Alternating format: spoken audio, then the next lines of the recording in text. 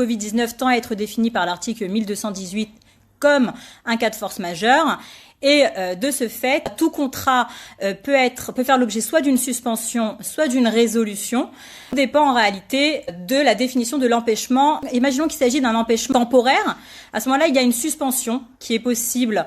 On peut demander la suspension de son contrat, mais si l'empêchement devient définitif, alors à ce moment-là, on pourra demander la résolution du contrat. Alors je précise que c'était aux professionnels de vous rembourser de manière spontanée. Alors ne rêvez pas, ça n'arrivera pas. Si vous ne faites pas la demande, vous ne serez pas remboursé. Et c'est la même chose pour tout, que ce soit pour les suspensions de contrat ou pour les annulations de contrat. N'attendez pas du professionnel de vous proposer la suspension ou de vous proposer la résolution du contrat.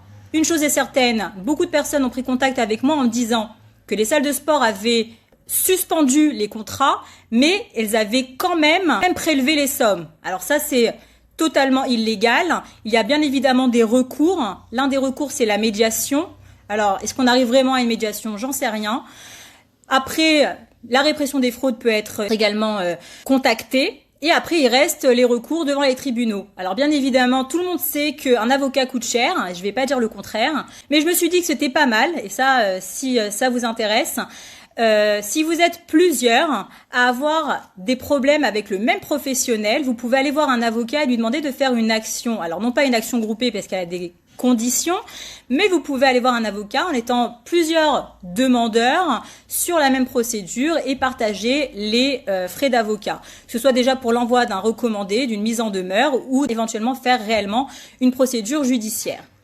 Donc, pour résumer, le Covid-19 est défini selon l'article 1218 comme un cas de force majeure, que bien évidemment en appliquant l'alinéa 2 de l'article 1218, je donne les numéros des articles parce que je me dis qu'il y a certaines personnes qui seront très intéressées d'aller vérifier ce que disent les articles et ça c'est très bien.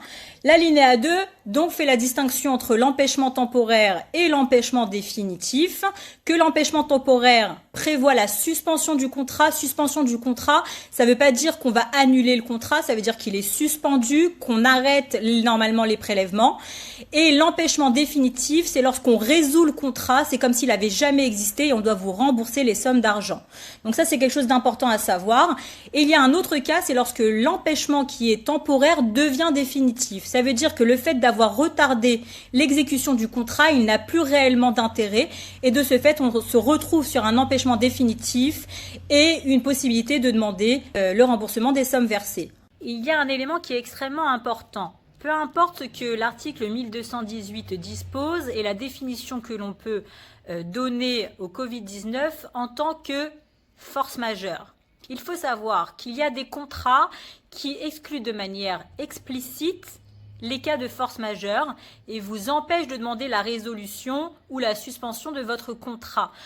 En tout cas, un élément important, savoir qu'il est possible de demander soit la suspension, soit la résolution du contrat, c'est intéressant. On a eu des ordonnances pendant le Covid-19 qui avaient pour but uniquement de protéger les professionnels et on s'est retrouvé avec des consommateurs qui n'avaient pas leur mot à dire. Donc, je pense qu'il est temps de faire valoir vos droits. Si vous avez des questions, c'est avec plaisir que j'y répondrai. C'est vrai que c'était une occasion, vu que RMC m'a contacté pour que je parle de ce sujet, de partager avec mes abonnés ces éléments juridiques qui sont assez importants. Et comme je le disais en début de vidéo, ça concerne n'importe quel contrat et ça concerne surtout, et c'est ce qu'on a vu ces derniers temps, les annulations de voyage, les annulations de vol sec.